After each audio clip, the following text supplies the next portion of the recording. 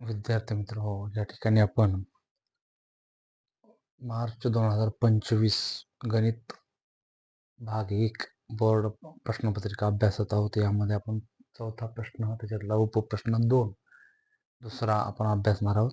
या ठिकाणी आपण गणिताचे प्रश्न अगदी व्यवस्थित तुम्ही जर समजून घेतलात तर प्रश्न हाच तुम्हाला उत्तरापर्यंत पोहोचवत असतो. सूत्र कोणतं वापरायचं प्रश्न सांगत असतो, प्रश्नातली माहिती सांगत असते आणि म्हणून आपण काय माहिती आहे त्यावर लक्ष केंद्रित करावं.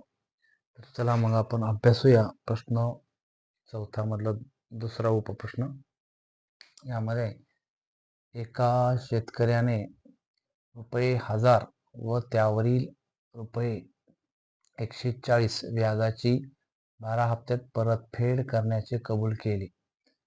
थोडंसं आपण या किमती लक्ष केंद्रित करावं. शेतकऱ्याने ₹1000 व त्यावरील व्याज आहे 140 व्याजाची.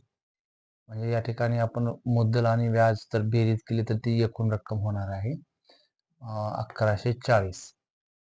हप्ता एकूण कालावधी 12 हप्त्यात परतफेड करण्याची आहे.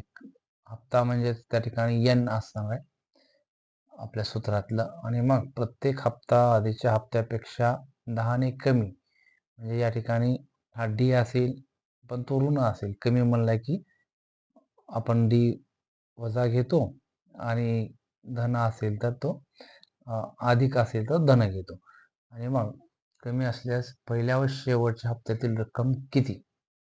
पहिल्या पद म्हणजे त्या ठिकाणी T1 किंवा ए काढायची. शेवटच्या हप्त्यातील रक्कम म्हणजेच आपल्याला T12. या ठिकाणी तुमच्या लक्षात आलं असेल की हा प्रश्न 2 सूत्र वापरावं असं सांगतोय. कारण एकूण बेरीज म्हणजे SN sum of n term आणि त्यानंतर आपल्याला शेवटच्या हप्त्यातील रक्कम म्हणजेच टर्म काढायची आहे. आणि म्हणून 12वी पद काढण्यासाठी आपण TN हे दोन्ही सूत्र इथं वापरले जातात असा प्रश्न सांगतोय. आणि मग आपण सर्वात प्रथम अगोदर सूत्र घेऊया आणि सूत्रातल्या मग किमती शोधूया.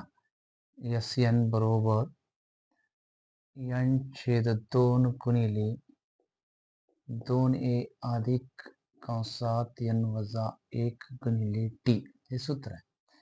यामध्ये n किती असेल आपण शोधूया. किती हप्त्यामध्ये तर 12. n12. पहिलं पद आपल्याला काय करायचे आहे काढायचं आहे.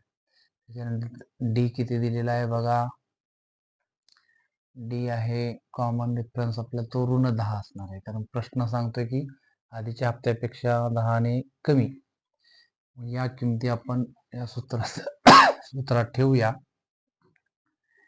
SN या ठिकाणी SN म्हणजे एकूण रक्कम किती असणार आहे. मुद्दल अधिक व्याज म्हणजेच 1000 अधिक 140 आणि ती बेरीज झाली 1140 रुपये. SN म्हणजे 12 असेल. सूत्रात या किमती ठेवूया आणि मग SN म्हणजे S12. जिथे जिथे n आहे तिथे आपण 12 ठेवणार आहोत. कारण टाइम आहे कालावधी n बरोबर 12 हप्ते. म्हणून S12 बरोबर यांची किंमत 12/2. 2a माहित नाही अधिक यांची किंमत 12 वजा 1 गुणिले डी हा वजा 10 आहे. आणि मग याला सोडूया आपण. S12 ची किंमत आपल्याला एकूण रक्कम किती 1140 रुपये.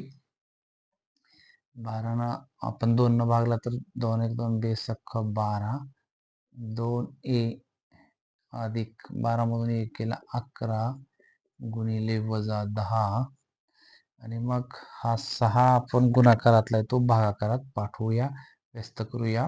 1140 भागिले गुणाकाराचे व्यस्त काय होईल भागाकार. आणि मग इकडे राहते कोण 2a. 11 गुणिले ऋण 10. ऋणानं नेहमी गुणलं 10 तर चिन्ह ऋण येते. आणि 11 गुणिले 10 11 10 गुणिले 110. त्यानंतर हा भागाकार करूया. 6 1 6 5 उरले 6 90 6 35 6 7 36 6 42 6 90 54. आणि 600 म्हणजे या ठिकाणी 190 बरोबर 2 वजा 110 आणि मग हा 110 ऋण आहे तो इकडे येऊन धन होईल. 110 बरोबर 2 ही बेरीज केली आपण 190 अधिक 110 शून्याला 0 9 1 10 10ला 0 चाला 1 2 आणि 3 2 ए बरोबर 300 आणि म्हणून ए बरोबर 300 हा 2 गुणाकाराची व्यस्त भागाकारात जाईल आणि किती येईल 300च्या निम्मत 150. ए पहिलं पद असेल हे 150. इथे लिहू शकता तुम्ही पहिले पद म्हणजेच ए बरोबर 150 रुपये. त्यानंतर आपल्याला आपण पहिलं पद या SN सूत्राचा वापर करून काढला. आता या ठिकाणी आपल्याला काय करावं लागेल शेवटचा हप्ता काढायचा म्हणजे 12वं पद आणि मग कुठलंही पद काढायचं असेल तर आपण TN सूत्र वापरतो आणि म्हणून सूत्र काय येईल TN बरोबर ए अधिक कंसात n वजा 1 गुणिले टी. यामध्ये TN किती असेल 12. ए आपण काढलेला आहे 150 अधिक 12 वजा 1 गुणिले टी वजा 10. ची किंमत आपली वजा 10 म्हणून 12वं पद शेवटचं T12 बरोबर 150 अधिक 12 मधून 1 केला 11 11 गुणिले ऋण 10 म्हणजेच 150 ऋणानं गुणलं तर ऋण होईल धन 11 10 ही वजा बाकी T12 पद 150 मधून 10 गेले 40 आणि 100 मधून 100 गेले तर आपल्याला 150तून 110 गेले 40. तर या ठिकाणी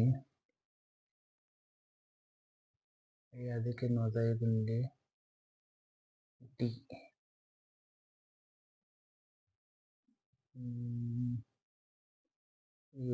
n वजा टी 1 मिनिट काय गोंधळ झाला.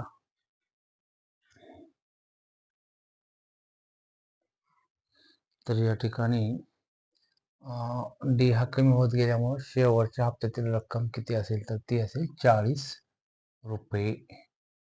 शेवटच्या हप्त्यातील रक्कम